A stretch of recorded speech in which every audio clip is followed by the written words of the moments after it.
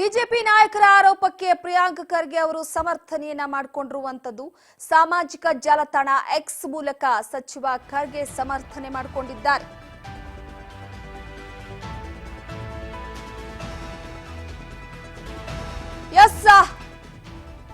ಸೈಟ್ನ ವೆಚ್ಚವನ್ನ ಕಡಿಮೆ ಮಾಡಿಲ್ಲ, ನಿಯಮವನ್ನ ಬದಲಾಯಿಸಿಲ್ಲ. ಒಂದು ಕಡೆ ಬಿಜೆಪಿ ನಾಯಕರ ಆರೋಪಕ್ಕೆ ಈಗ ಸಮರ್ಥನೆಯನ್ನ ಮಾಡಿಕೊಂಡಿರುವಂತದ್ದು ಸಾಮಾಜಿಕ ಜಾಲತಾಣದ ಮುಖಾಂತರವಾಗಿ ಖರ್ಗೆ. ಹಂಚಿಕೆಯಾದ ಸೈಟ್ ವಾಣಿಜ್ಯ ಉದ್ದೇಶಗಳಿಗಾಗಿ ಬಳಸಲ್ಲ, ಶೈಕ್ಷಣಿಕ ಉದ್ದೇಶಗಳಿಗಾಗಿ ಸೈಟ್ ಬಳಕೆ ಮಾಡಲಾಗಿದೆ. ಕೆಐಎಡಿಬಿ ಸಿಎ ಸೈಟ್ಗಾಗಿ ಟ್ರಸ್ಟ್ಗೆ ಯಾವುದೇ ಸಬ್ಸಿಡಿ ಒದಗಿಸಿಲ್ಲ, ಸೈಟ್ನ ವೆಚ್ಚವನ್ನ ಕಡಿಮೆ ಮಾಡಿಲ್ಲ, ನಿಯಮ ಬದಲಾಯಿಸಿಲ್ಲ ಎನ್ನುವ ಮುಖಾಂತರವಾಗಿ ಇಲ್ಲಿ ಸದ್ಯದ ಮಟ್ಟಿಗೆ ಸಮರ್ಥನೆಯನ್ನ ಮಾಡಿಕೊಂಡಿದ್ದಾರೆ. ಸಮರ್ಥನೆ ಮಾಡಿಕೊಳ್ಳುವ ಮುಖಾಂತರವಾಗಿ ಒಂದು ಕಡೆ ಇಲ್ಲಿ ನಮ್ಮದೇನು ಕೂಡ ತಪ್ಪಿಲ್ಲ ಅಂತ ಎಕ್ಸ್ ಖಾತೆಯ ಮುಖಾಂತರವಾಗಿ ಒಂದು ಕಡೆ ಪ್ರಿಯಾಂಕ್ ಖರ್ಗೆ ಅವರು ಹೇಳಿರುವಂಥದ್ದು.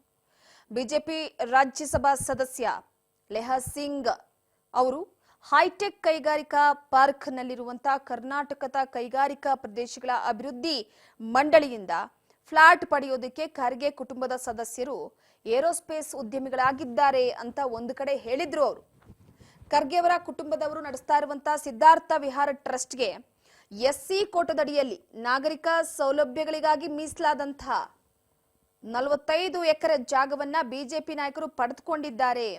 ಟ್ರಸ್ಟ್ ನಲ್ಲಿ ಖರ್ಗೆ ಕುಟುಂಬದ ಸದಸ್ಯರಷ್ಟೇ ಇದ್ದಾರೆ ಅಂತ ಹೇಳಿದ್ರು. ಕಾಂಗ್ರೆಸ್ ನಾಯಕರ ಸ್ವಜನ ಪಕ್ಷಪಾತವಲ್ಲ, ಅಕ್ರಮ ಹಂಚಿಕೆಯ ವಿಷಯವೂ ಕೂಡ ಆರ್ಟಿಐ ಕಾರ್ಯಕರ್ತರ ಮೂಲಕ ರಾಜ್ಯಪಾಲರ ಕಚೇರಿಗೆ ನಾನು ಇದನ್ನ ತಲುಪಿಸ್ತೇನೆ ಅಂತ ಕೂಡ ಹೇಳಿಕೆ ಕೊಟ್ಟಿದ್ರು.